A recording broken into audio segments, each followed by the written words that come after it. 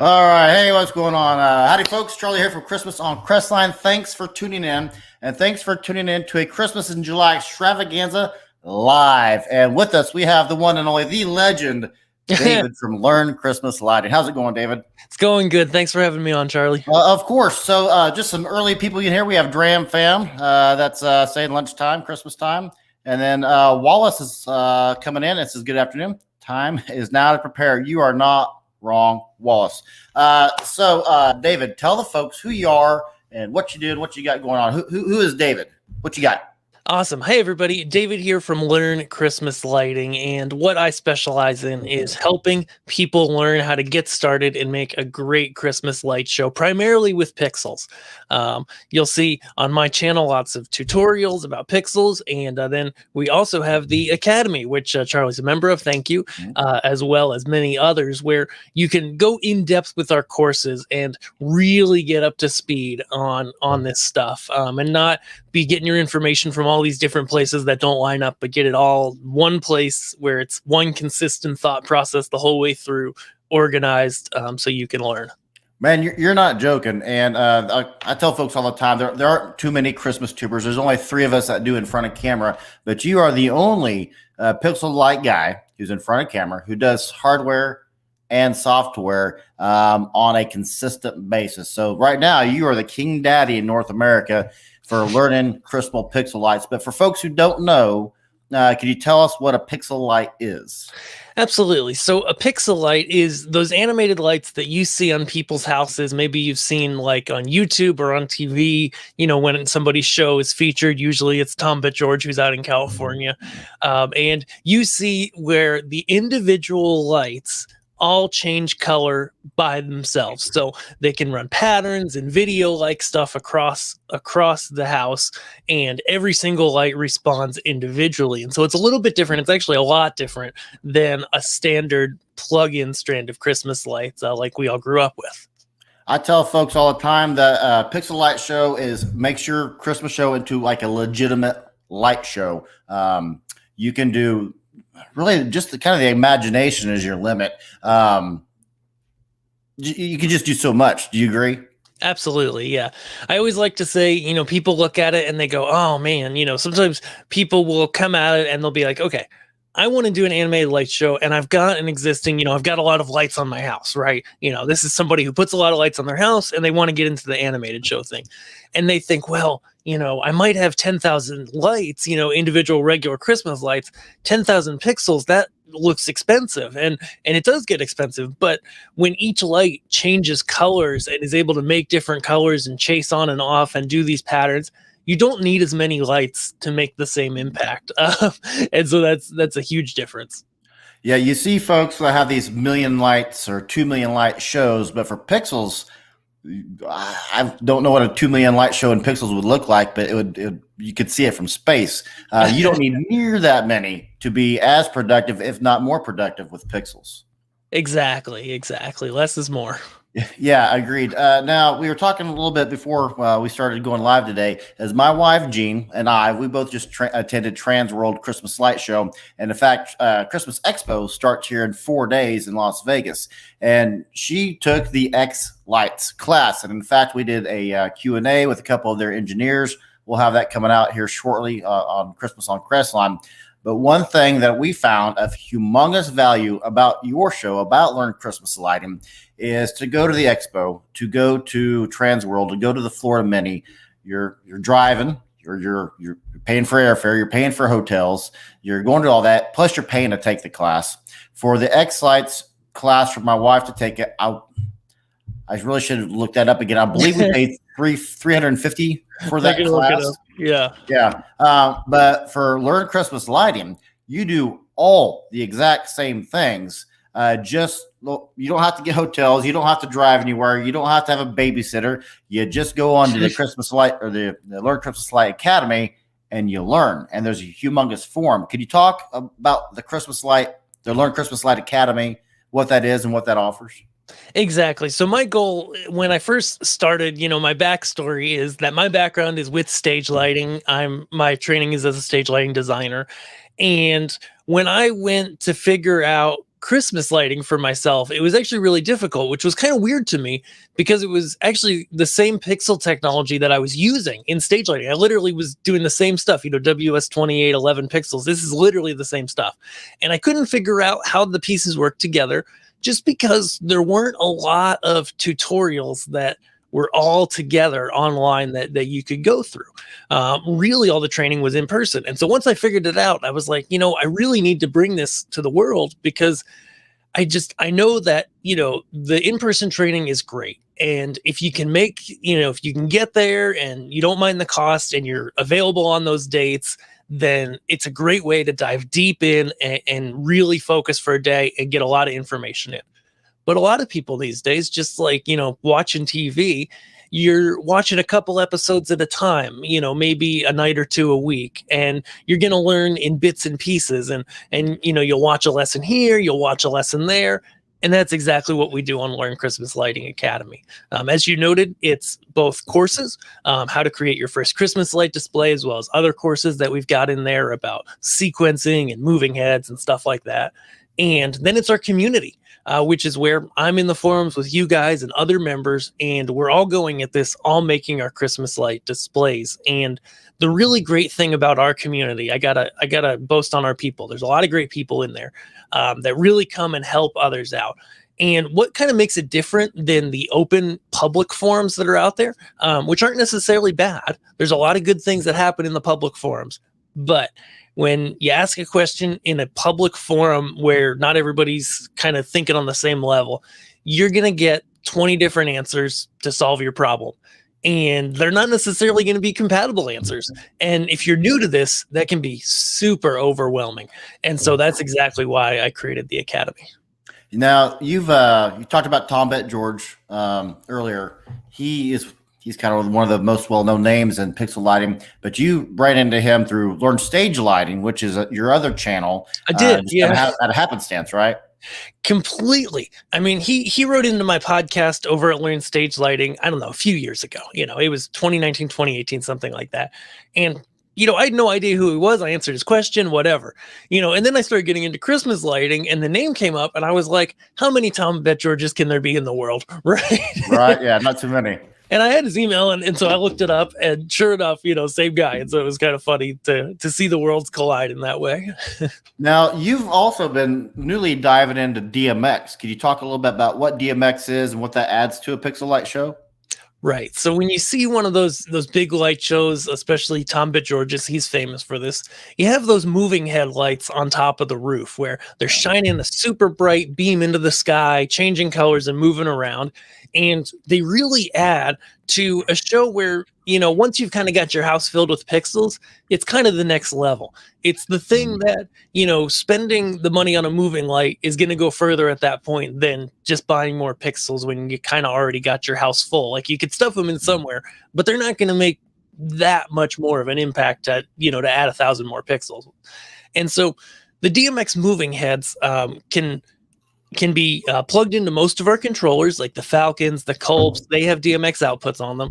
And then they connect up. You can stick them on your roof. You can stick them on your yard and shoot those beams up in the air and get that physical movement out of the beams. And so obviously, maybe not obvious to you all, but obvious to me, is that DMX comes from the stage lighting world. It's how we control stage lights. And the way we control pixel lights is actually based on DMX. And so we're always using it in X lights, but with the DMX lights, like moving heads, we're really using DMX directly. And moving heads were something that I knew I was going to cover on the site. And, it's always been part of the curriculum and the plan. But this year, you can actually see it behind me. I know it's in the shadow a little bit. Whoop, other way, is the Dominar beam. And this is where, I didn't necessarily start Learn Christmas Lighting to become a vendor, right? That wasn't my goal to sell product, but I just looked at the market and have relationships with manufacturers in the stage lighting industry. And I said, we just need a better beam light that is chosen just for the Christmas light market. And so it's not on right now, but it's kind of sitting in the dark back there. And the Dominar beam we've got at learnchristmaslighting.com/Dominar. That's Dominar, or just find it on our YouTube and anywhere else. And it's a new beam light for the Christmas light industry.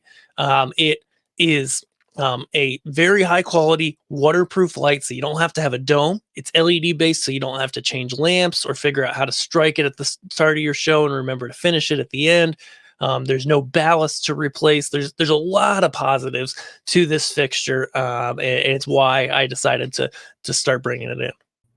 Well, that's pretty dang cool. Yeah, you talked about you don't have to change this, you don't have to time that. So is that the most handy device right now in DMX for Christmas light shows? It really is, because I just saw, especially in the Christmas lighting world, if somebody's not familiar with DMX lights and they haven't used them before and they want to start using them, there were just a lot of roadblocks, a lot of, hesitations. Like, you'd have to figure out how to strike the light to send the precise DMX command to strike it at the start of your show. But then you can't restrike it during the show. If it goes out, you might have to, which you'll have to do manually. And then at the end of the show, you have to remember to shut it off. The lamps only last so many hours, and then they tend to be $70 to $150 a piece to switch. So you've got to figure that out. If lamps go out, which they will, they have a certain life to them, usually around 2,000 hours. And then, as noted, those other units on the market, they're not waterproof, which means that, to put it outside, you've got to stick it in a dome that's more weight, more cost, more space to store. And so having connections in the stage lighting industry, I knew we could do better than that. And I approached some manufacturers and worked with one who, makes a great product. And we found this light to bring in just for Christmas lighting. Well, that's dang cool. So you solved a lot of problems. You took away some things, that maybe some redundancies, but yeah, because it sounds like I'm completely DMX ignorant, so no stage lighting history whatsoever in my background. But it sounds like you get whatever you need to, but you'd also have to have a backup, because when it goes out, you would need to replace it. But this kind of solves that problem. Exactly. It solves a lot of problem. I mean, like anything, it could eventually, right, you could break it, but it's very reliable. I've been testing this one for a while. It was on my roof for a few months. And before we even put it on the roof, I gave it one afternoon. I stuck my son out there with the garden hose and just, left for half an hour. The light was on and he was going at it. And I said, make sure this is waterproof. Nice. And it was absolutely fine. Right. Right. But yeah, it breaks a lot of those barriers to somebody who's new to DMX lights, to not have to worry about lamps, to not have to worry about cheap ballast, to not have to worry about replacing parts. It's LED based, it's bright, it's narrow, and it just works, And most DMX, they're pretty heavy, right? So weight on your roof kind of comes into play. Absolutely, because a lot of times people are bringing stuff onto their roof with a ladder or even a small lift. And a lot of these other lights on the market, the bigger ones, the waterproof 380 watt ones people are buying, they're around 90 pounds a piece, and that's heavy. The smaller 280 watt ones are not waterproof, but they're around 35, 40 pounds. And then you've got a dome that's large and bulky and another 35, 40 pounds, right? This guy is, I believe, 38 pounds, just under 40. I've brought it up and down from my roof on a ladder multiple times. It's very reasonable. It also has a benefit for that. Specifically, I wanted, just for that bringing onto your roof aspect, the tilt locks on the light. So it's normally free to flop around when it's moving, but you can engage a little lever that locks the tilt, so that as you're carrying it up that ladder, it's not wiggling around on you trying to fall out of your hands. It's much safer to have that lock there. And for the folks that are watching, just give a few shout outs real quick. We got Scott, we got John, we got Denisha, Denny, we got Donna in here, Rob, Mary, Wallace. As you folks are watching us, make sure this is your opportunity now to ask David any questions you have, Pixel Light related. I guarantee, I'm going to tell you right now, but he's going to know the answer to every single question you have. And if he doesn't, we'll just blame it on me. So, yeah, most folks, one of the number one questions I get is, when am I going to switch to Pixels? When am I going to switch to Pixels? And if I had to start all over again, I'd probably go Pixels, because the time it takes to put up a Pixel Light show versus the time it takes for me to put up all my lights, my AC lights, is I would guess 20%. I start hanging Christmas lights in September, and I get done usually Thanksgiving week because I have so many lights and so many different things I have to do. Pixel lights aren't like that. Would you agree? Absolutely. Most folks with pixel light displays are putting it up in an afternoon, maybe a day or two. It depends on how much stuff you got, but once you've built all those props, and that does take time, but that's a one-time deal, right? Is putting all the lights into the props, etc. And things like that. And but yeah, once it's all together, I mean, my house is not a big house, and so we can cover that thing in pixels. Usually I do it in an afternoon, and then I come back out that night, check things, fix anything's not quite right, and we're rolling fast. And tear down on that guy, yeah, I think this year I tore down in 3 hours. It was awesome. Good Lord. See that right there, that right there is the best reason I've ever heard to go pixels. Yeah, it takes me a month, and it takes you an afternoon. You're like, hold my beer and watch this. Yeah, right. All right. Evan here says, are there replaceable Gobos on those? Do you know what that means? Yes. No, this so that's talking about the beam moving head, not the pixels, and it does not have replaceable Gobos. So Evan, I don't know if you've looked at the market of other moving heads. There's not a lot of beam moving heads that have replaceable Gobos because the size of the Gobo in a beam moving head is really, really small. Like the spot moving heads, they'll be as big as this big or larger, right? You can physically touch it. The beam ones, that Gobo is tiny in there because the beam of light inside the head is so tight. And so you're going to see across the board, not a lot of beam fixtures have replaceable Gobos for that reason. What is a Gobo? Gobo just stands for, it's a kind of a slang term almost, but it's now industry terminology in stage lighting. It stands for goes before optics, usually people say. Oh. And what that is it's a metal or glass disc that has a pattern in it. Okay. And then the light shines through the pattern. You get the pattern. So I'm going to say kaleidoscope-ish. Would that be? No. Ish. Well, we have prisms that scatter the light. Prisms, like that. Okay. And the Dominar has a prism. But a Gobo is a cookie cutter, Okay. A cookie cutter. That's a really good example. Fair you enough. Get the shape, just like a cookie cutter, right? You get that shape when you put the Gobo in. Okay. Yeah. See, Scott says, I got to run, but I'll come back and watch the show later for sure. What are your thoughts on Twinkly products? Is this question, and you actually have a video about that. Hey, you've been watching. Yes, so Twinkly is fine. It's really cool how out of the box with just a phone, you can go ahead, set up their product, put your camera on it, and then animate stuff across it right away. If you're wanting to do an animated show to music where you're choreographing where all the lights are, or you're bringing in sequences, then Twinkly just isn't an option.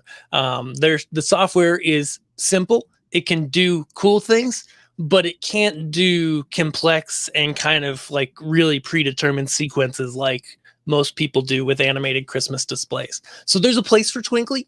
It's not the person who's looking to run a display to music on their house and have that fine-grained control. Yeah, we actually interviewed the Twinkly guys when we were at Trans World, and they kind of said the same thing, that it's fun. It's fun. You can, especially my sisters have the tree, and they love the tree because they can do the patterns on the phone, but it's not for a full-fledged display. Yeah, and somebody wants to go buy it because you can get it at the home stores. You just want to go buy something and set it up quick and make cool patterns and not get complex with it. Tons of people want that, and that's great. Yep. But that's not really the same as like a full animated light show, right? All right, so it looks like my wife is watching, and she says 12 volt or 15 volt. I think she means 12 or 5. Which is better? What do you recommend? Well, 15 would be better if we could do it. No, I mean, it could be made. It's just not common because there is 24 volt stuff in the commercial sector. But 12 volt, I'm a big 12 volt guy. People can argue all day long, but I've talked about it and I've got videos on it. It just makes your life that much easier. Yeah, and for folks who don't know, you can power pixels with 12 volts or with 5 volts. There's 2 different types, and that's what the question was about. Yes, and the short answer is pixels are generally, they're 5 volts. Every pixel is a 5-volt pixel. Yeah. The 12-volt ones just knock the voltage down when it gets to the light. So there's an extra little electronic in there that enables you to run literally, over double the amount of lights in order before you got to add more power and things like that, right? I mean, it's over double because it's 5 to 12. That's the ratio, right? So it's, a little bit more than double, but it just makes your life easier. Go 12 volt. See, John says, besides pixel themselves and mounting supplies, what is required to get started? Awesome, John. So I did a little video series back on February on the YouTube channel. So be sure to check that out on Learn Christmas Lighting, that just walk through basic display start to finish. But the short, quick look at it is, okay, you've got a pixels, you've got the mounting supply, you need a pixel controller, you need a power supply, which powers the pixels and generally does that, at least when you're starting, through the controller or control boards. You may need extensions for the pixels from the controller to the lights. And then you're going to need a computer to run X lights in order to sequence those. Some people do like the Raspberry Pi units to little mini computers to run your show back. They are helpful. I use one, but for people's first year, I usually recommend not doing that because it's just simpler to not to just go with the computer. But that's the short answer. Fair enough. See, Amy says that she'll have to look into this because she's one who is clumsy, and anything that takes less effort would be great. So, must be talking about Twinkly. Yeah. John says, thanks for answering that. So yeah, I guess that's all the questions for now. It looks like Scott had wondering if he's compared equipment and pixel pricing for buying and programming your own stuff versus buying what you need for Twinkly. So you kind of already answered that. Yeah, I haven't really compared that, just simply because the person buying a tree or buying, a basic Twinkly setup, and the person who wants a fully animated show that they've got full control over, it's kind of like at that point, I mean, it's probably cheaper to not use Twinkly, but it's a different end result. And so, it's not really about the price at that point. It's about which end result do you want? Do you want the quick, easy setup of Twinkly, but it can't do as much? Or do you want the full control, but then it takes a little more to set up, right? One thing about pixels that folks don't really recognize, or maybe they just didn't dawn on them. And when I'm doing my AC Light show, I can program a ballad like it's my job. Heavy metal, not so much. It is hard to program some styles of songs to AC Light shows because it just doesn't make sense and it doesn't translate. And it's hard to, just like a text message, is kind of, sometimes it's hard to decipher the tone of the sender. Well, with AC lights, it's kind of hard to decide what's this guy trying to do. To like Metallica, it's hard to do. Pixel light shows, you can do any genre, any. There's no limit to what you can do with the pixel light show. It gives you free range over any genre of song and props. Exactly. Yeah. Yep. He said it right. So as far as the Academy goes, you just reopen that to the public. And one thing to your credit is you'll add some people. You'll open it up. Hey, I'm going to take this many people, make sure it's running nice and smooth. Everybody is attended to. And then you open it back up and same thing. So you just open it back up for folks who want to learn pixels and want to learn through your tutorials. How do they join? Absolutely. So like you mentioned, we open up, basically the schedule is, to give it away, is that we open up and I announce it publicly about once a quarter. I'm looking at my schedule here. And then in between each quarter we open it up to the wait list. And then the longest time it's ever open is kind of during that Christmas season, like late November through the end of the year, because there's just so much demand at that point. And so we're just in there staying focused on people every day. Granted, that's the part of the year where we tell people a lot, hey, you're a little bit late to the game. Yes, you could technically do something this year, but it's probably wiser not to. But hop in and get ready, start planning for next year while you're in the Christmas spirit. Yes. Yeah, that would be ideal. And one thing, kind of a couple of playlists I would recommend people to check out on your site, your YouTube channel, Learn Christmas Lighting, is you have a top 5 tools and the pixel pusher. I didn't even know what that was at the time when I watched that video. I'm like, okay, that makes much more sense rather than putting your hands, because of the hooks I use for my AC light show, I have to hand make those, and I probably have 6,000 of those that I've done with my hands. So as soon as I realized pixels needed to be something that pushed into the prop, Like, yeah, that'd be awesome. So that's another video I recommend folks check out on your site.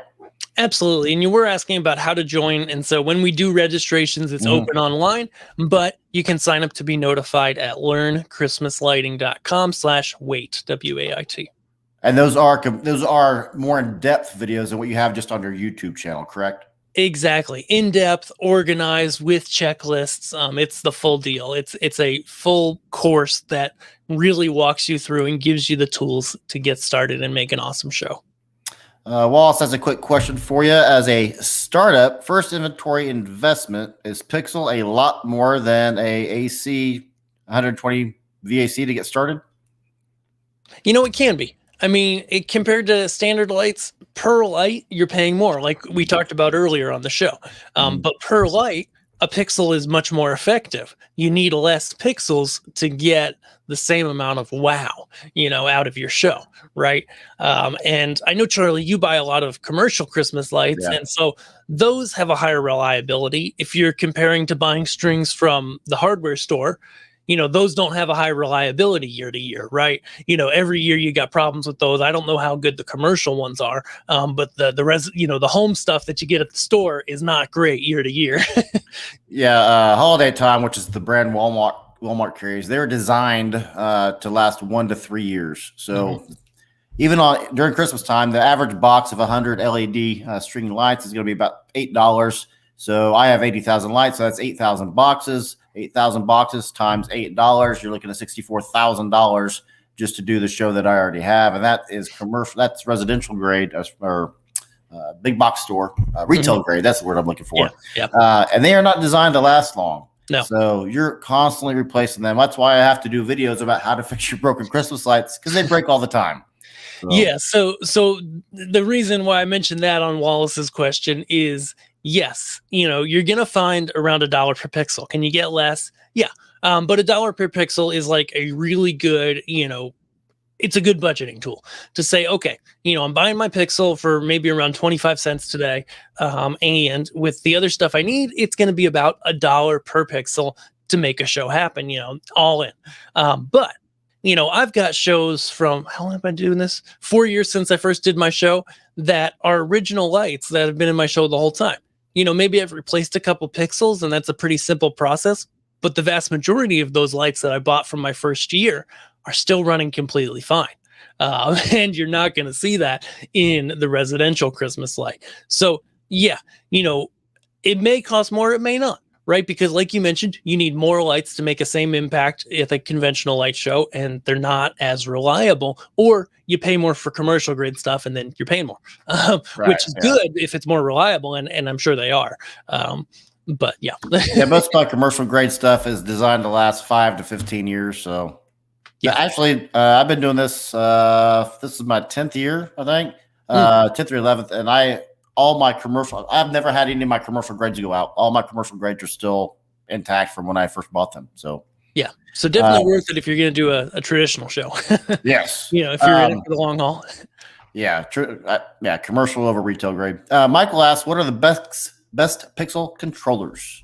All right, so in this hobby, there are two main brands. There is the Falcon brand and the Culp brand. A third one that you do see thrown around are Holiday Coro's brand that they sell, the Hinks Picks and Alpha Picks. When it comes to working in X lights and just having a show that's fluid and put together, I would recommend the Falcon or the Culp. They both have nuances as to which one could be better for your show. I like both of them. I use both of them. I have both of them. And there are some nuances there depending on what your show is. They're both great choices.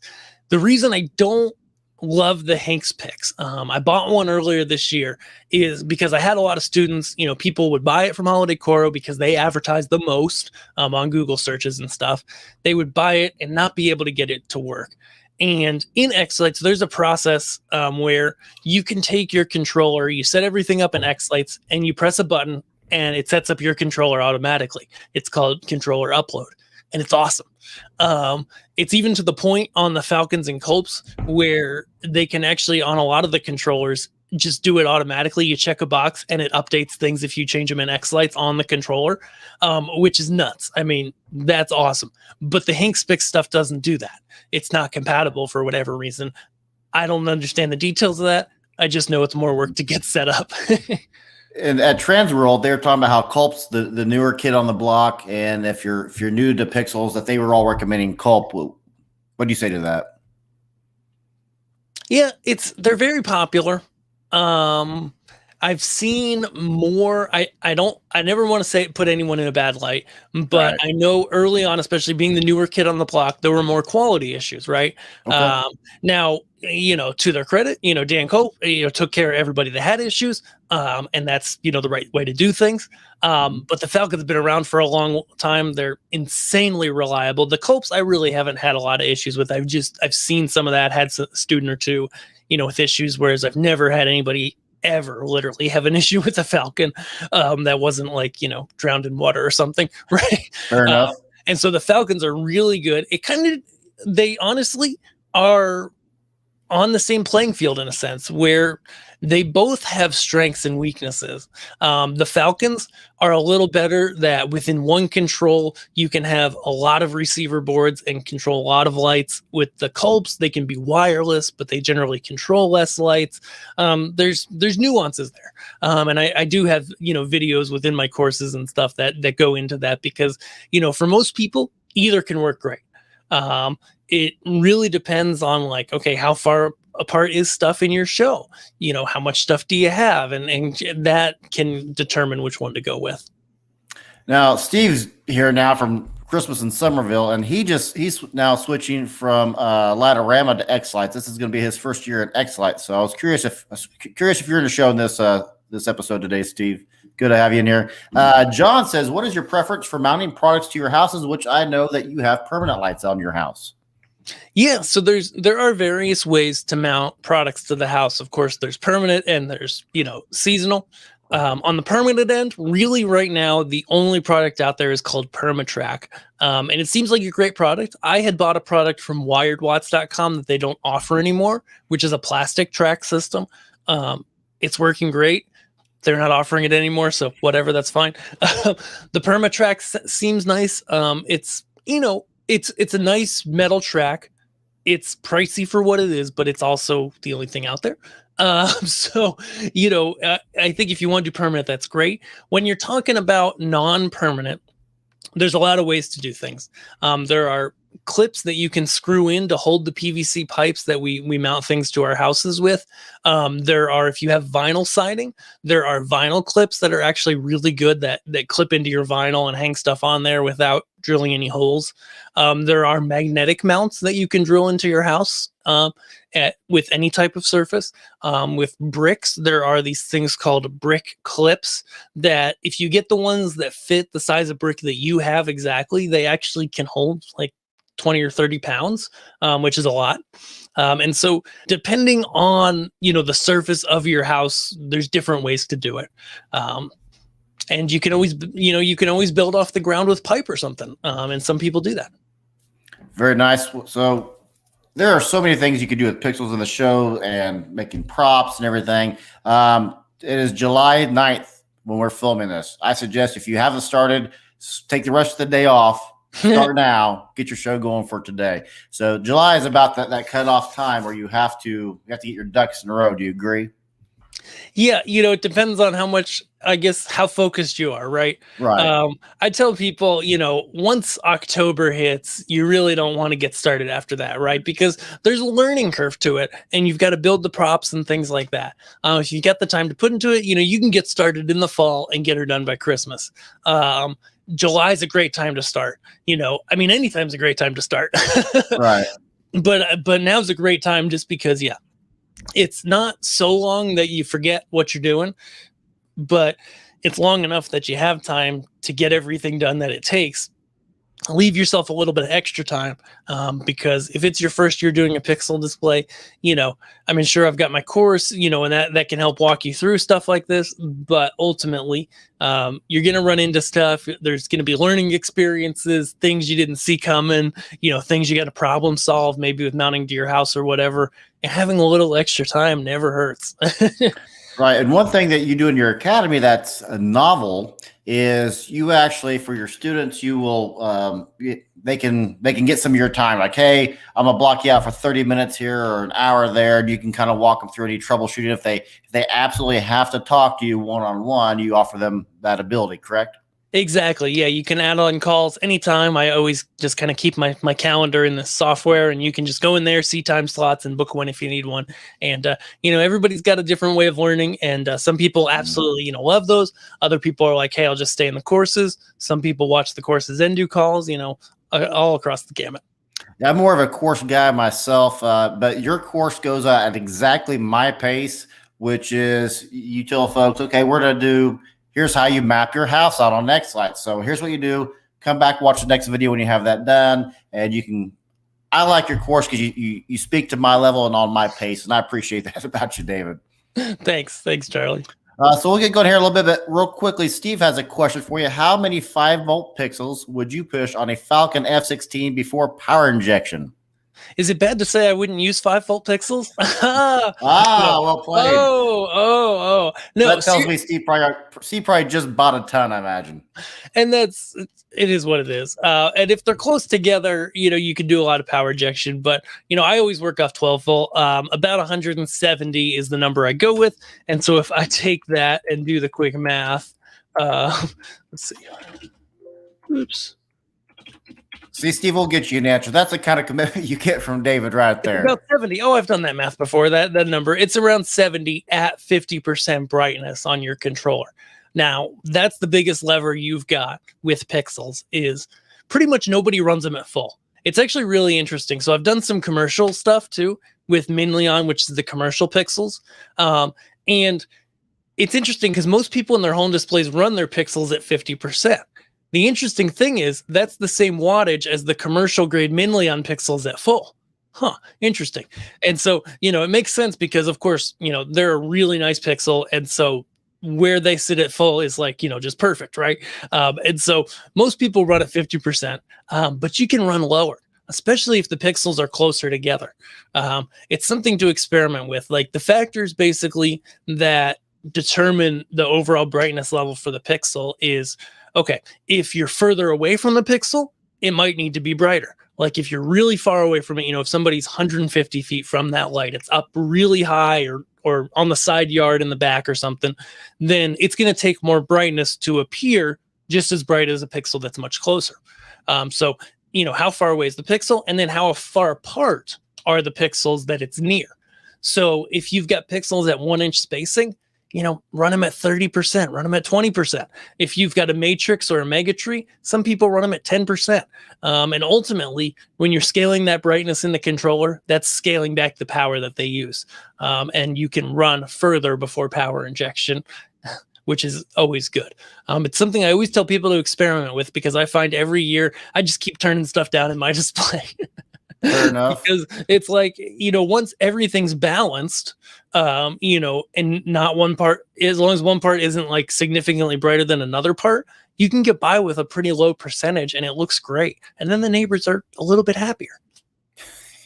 Yeah, 30% versus 50%. If you have a house that's real close to you, you probably want to look at more than 30%. Well, depending on how well you get along with your neighbors, I guess. It just depends, right? Because some people, their neighbors are like, this is the best thing ever. We'll sit out constantly and watch it. I'm really fortunate where I live. I'm kind of at a T in a street. Mm-hmm. And so there isn't a direct opposite house. There is, but it actually doesn't have any windows on that side of the house. Very nice. And so there, yeah, that's helpful. And Amy asked, any recommendations for a smaller project to start on for beginners? Is there I guess I would guess that your answer is going to be there's no magic number because it depends on the size of your house and what you want to display. Right. But you can always start with a house outline or even just buying some pixels and getting started with them, right? Like I'd done that tutorial back in February on the Learn Christmas Lighting channel called Start to Finish, I think I called it. And it's just a couple hundred pixels, plugged in. I would walk you through how you could put them in some strips or on a matrix, and we just set them up in X lights, we plug them in, we make them work, right? And that's a great project to start. Because what I always tell people, especially like sometimes people come in, you're coming in now in July thinking about this, but sometimes people come in late November, December, and they're like, no, I want to do something. And I'm like, okay, if you want to do something, that's great.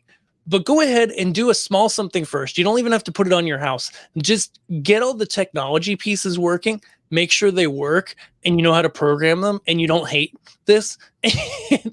and then once you get that first project out of the way, and you give it a little bit of time to sink in, it makes it way easier when you go to do a much bigger project, to do your house for real. Right. It's in this hobby when we see people be like, all right, it's my first year. I don't know anything, but I just bought 20,000 pixels. Those are the people that burn out. Right. And so don't be that person.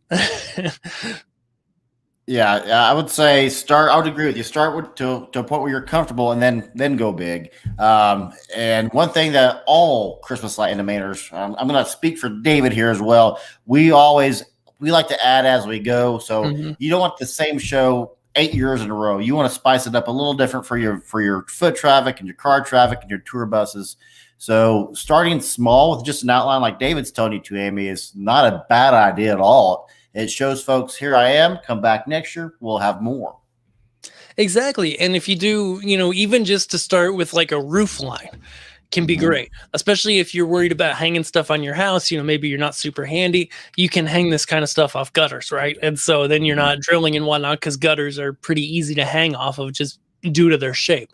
There's clips that people make. You can use big S hooks, things like that, to not have to drill or do any of that and be able to hang stuff off your gutters. So yeah, I'm going to recommend everybody goes and checks out your channel. If you've never checked out his channel before, Learn Christmas Lighting, search for it on YouTube, and check out his academy. I'm still ignorant to pixel lights. My wife, she took a class. She's more knowledgeable. Now I have taken probably, admittedly, I need to finish off your course. I think I've only gone through like the first 8 videos.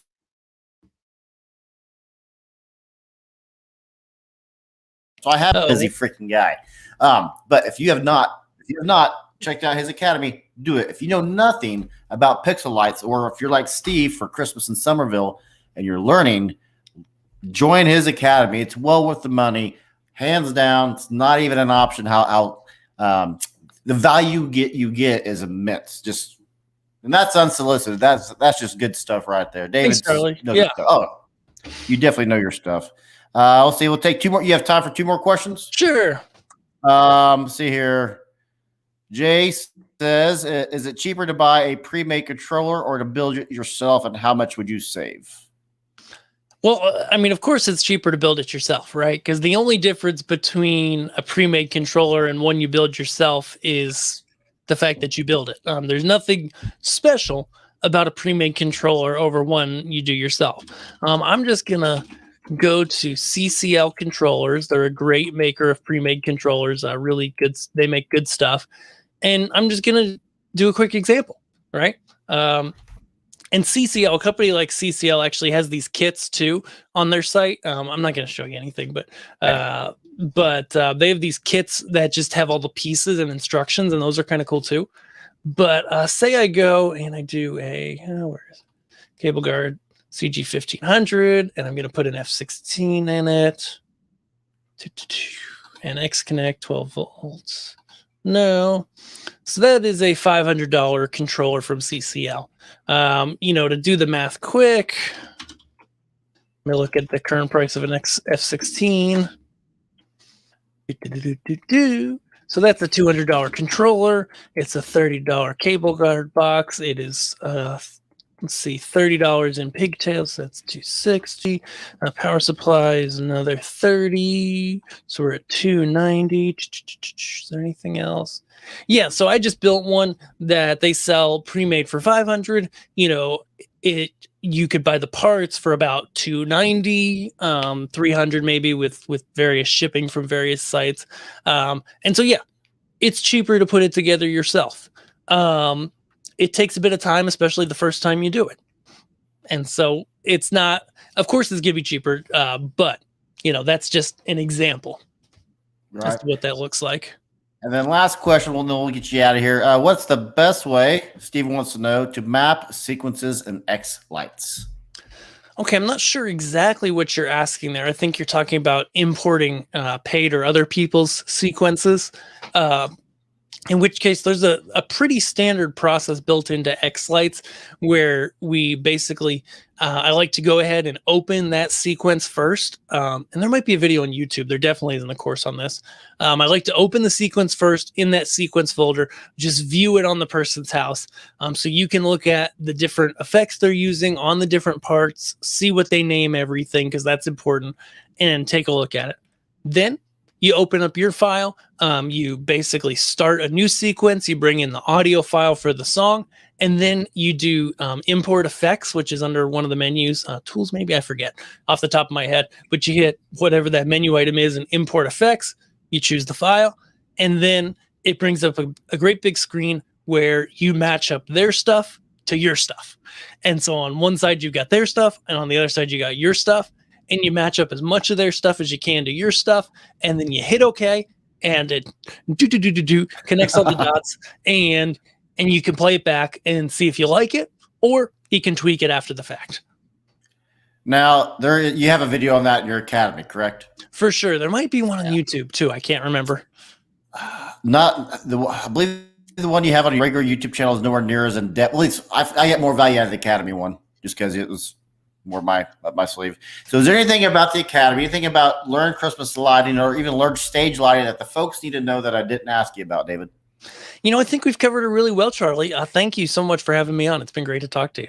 Heck yeah. Anytime you want to come on, just come on. And this is, folks, the second year coming on to our extravaganza series. So Woo-hoo. Thank you for taking taking the time and joining in the Christmas and July event, David. I appreciate that. Awesome. Thanks, Charlie. Have a great day.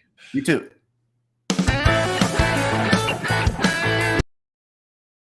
Play here, right there. Boom.